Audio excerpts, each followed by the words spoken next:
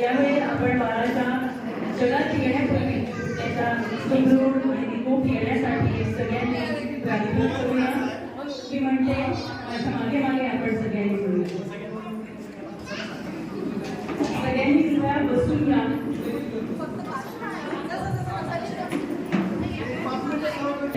स्मरण करूया. या आराध्य दैवतांच्या नगरी आपण नंगळत या बाळासाहेब पोहोचूया आणि बाळाला आशीर्वाद देऊया. मी म्हणते माझ्या मागे मागे तुम्ही सगळ्यांनी म्हणा. पोटाचा प्रवास सुरू केलेल्या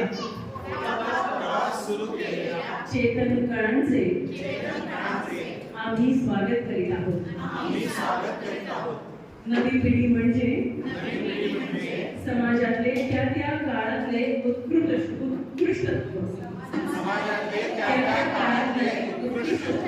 निसर्गाच्या उत्क्रांतीचे प्रगतलेले जणू समाजाच्या बुद्धिमत्तेची तेजाची नव्या भविष्य आकांक्षेची साय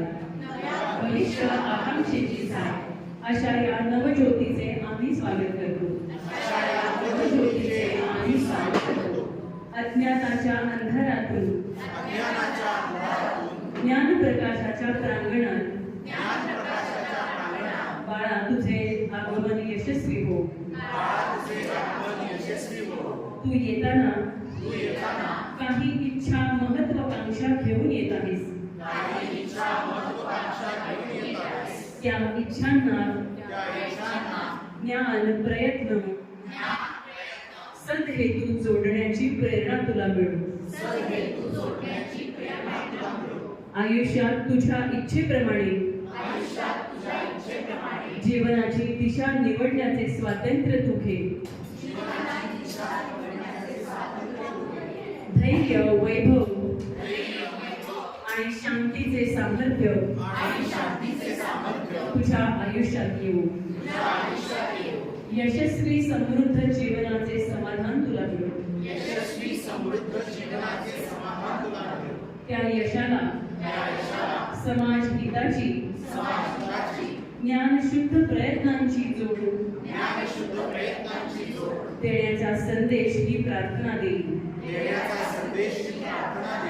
आम्ही सर्व पालक नव्या पिढीच्या कल्याणाची ही प्रार्थना म्हणत आहोत. या प्रार्थनेला रेझोनान्स शक्ती, प्रकाश शक्ती, हेतू शुद्ध त्यागाची जोड आम्ही देत आहोत. प्रकाश शक्तीच्या ज्ञान यज्ञाच्या साक्षीने ही प्रार्थना पुण्य आम्ही तुझ्या भविष्याला अर्पण करत आहोत. हे पुण्य तुझे जीवन समृद्ध करो. आत्मविश्वासाने तू यशस्वी आयुष्य संपन्न कर. तुझं यश तुझ्यासाठी, समाजासाठी, मानवतेसाठी विशाल होत जाऊ. ज्ञान शुद्ध प्रयत्नांचा हा प्रार्थनामय वारसा आम्ही भविष्याच्या पिढीला अग्निसाक्षीने सादर करत आहोत.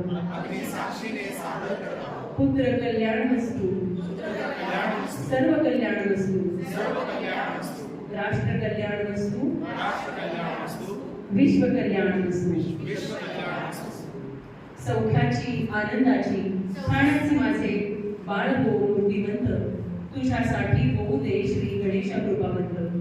पोषील तू थोर जगी बुद्धिमंत कीर्तिवंत. इच्छितो आम्ही तू भाग्यवंत औषवंत. सद्गुण तुझे वाढू दे होशील तू गुणवंत.